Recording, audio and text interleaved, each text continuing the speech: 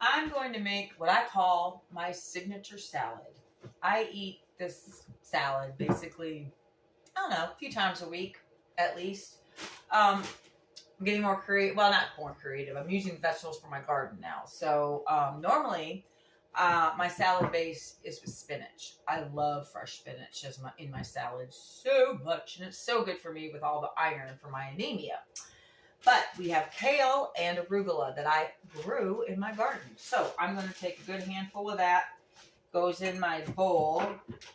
Take my little kitchen scissors that my daughter Marcia showed me that, yeah, this is a good idea. I was like chopping with a knife, or tearing with my... Anyway, use your kitchen scissors. It's very easy and makes the nice little chopped up kale, because I have found you don't cut kale. If I don't cut kale up small enough, it's like kind of gets tough and just too much when you're trying to eat it. So I cut up little tiny pieces, as small as I can get without taking too much time. All right, I'm going to go ahead and cut up my cheese now, because I like it to be at the bottom so it kind of gets mixed in. Oh, I had a hair hanging from me. Anyway, I just use string cheese, mozzarella cheese sticks that kids love, I love, my dogs love. I like mozzarella. I like these because I like the texture. I cut them up in little chunks. I like the texture, and mozzarella cheese is, low fat of the cheeses, as far as I know. It doesn't always say like part skim, moisture, something on mozzarella cheese. Anyway, so I chop those up, throw them in my salad. All right, next I'm going to do cucumber. Cute little cucumber from the garden. So this is just the right size for my salad. Just chop off the ends a little bit. And then I cut it in pretty small pieces. I can eat a chunky salad, don't get me wrong. Well, this is pretty chunky, I guess. Since if I make it for other people, I'll try and cut vegetables fairly small. I guess this is fairly small. So anyway, I cut up the cucumber. Boy, it looks so good inside. Homegrown cucumbers, man, they're so much better than store-bought. I never used to be able to taste the difference in vegetables, because my parents would always say how much their homegrown vegetables taste so much better than store-bought. Now I see the difference. Cherry tomatoes from our garden. I'm so excited. Now these we didn't grow from seeds. We went and got the tomato plants from the store. So I'm going to put 5 little cherry tomatoes in there. Next we'll have I actually have some onion from my garden. I'm going to use these little onions that I grew from seed. And Don accidentally threw some of them away when they were growing because he thought they were weeds. I said, no, those are onions. So, thing about onions, I wish they would keep making more onions through the summer, like greens do. Kale and arugula that's basically. I tried to grow spinach. This second summer I've tried to grow spinach. I can't grow spinach to save my life. I wish I could. I don't know what I'm doing wrong, but it just won't grow for me. And I just love spinach.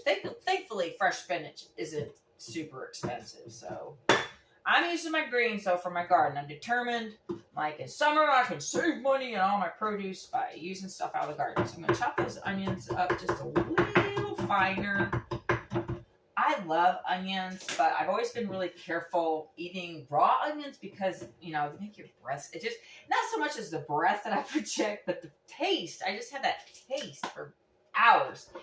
Anyway, chive. This is chive from my garden. I grew this from seeds. I love chive. Or not chive. Why am I saying chive? It is not chive. It's cilantro. So much different than chive. Okay, cilantro in my salad. I love cilantro. I grew it in my garden. I should try and grow chives. Maybe these would be good. Black olives. I love most olives I've ever had. I've liked, but black olives are they're a can of large, which these aren't very big, but they said they were large. Pitted black olives is $1.97. So to me, that's cost effective because this will last several salads. All right, olives. Now I treat myself to these big stuffed green olives. Today I got these are stuffed with garlic. These are so good. I'm gonna put 3 in because this is a new jar, and I accidentally bought another jar because I thought I was out of them. So now I'm up a jar. So 3, my big fancy olives. Now these peppers, also from our garden. These are banana peppers.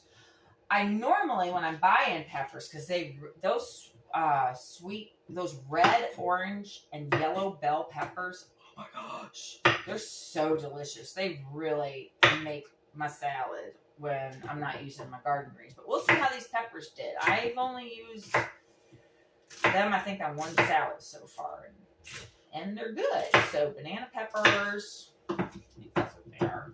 Yeah, I know it's banana peppers. Jalapenos, anything like that. All right, banana peppers in my salad. But I gotta say, as much as I like homegrown stuff, those red and yellow and orange peppers are the best. Well, maybe I'll try and grow those next year. Anyway, so garbanzo beans. My next door neighbor growing up, Mrs. Mays, she introduced me to garbanzo beans. And back in the 80s, when all salad bars were starting to be really popular, they always had cold garbanzo beans on them, and I love them.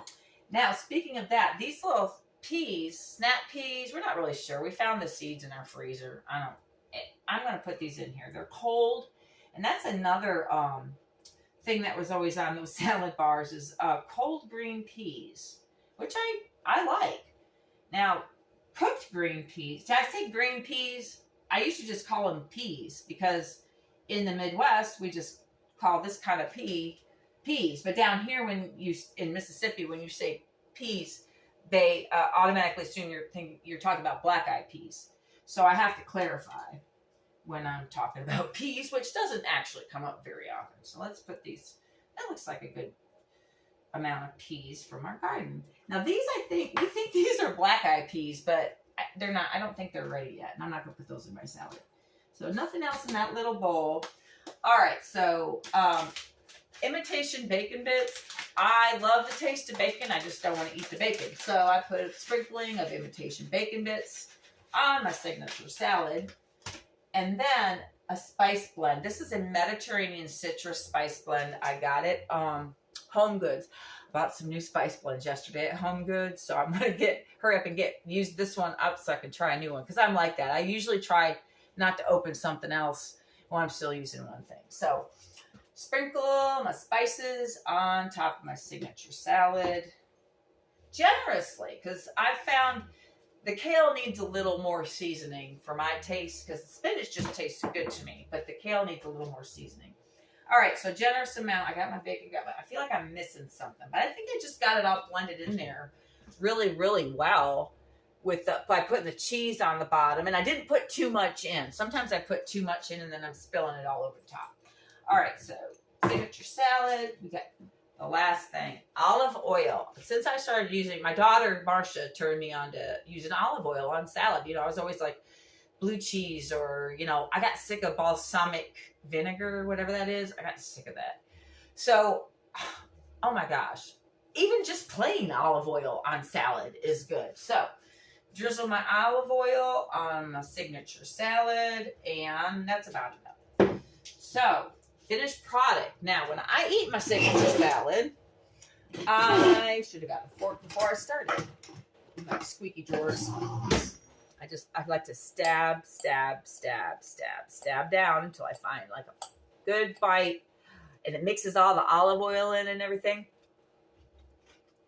And I play this game. Rate my salad bite. Every time I eat a salad, I'll have the best bite. I'll think, oh my gosh, that was such a good, because when all the flavors blend together just right, the best bite. So that'll be my best bite unless I get a better bite. But that is Chris Wheeler's signature salad. I eat them 3-4 times a week. Helps me stay lean. Make up your own signature salad. It's great.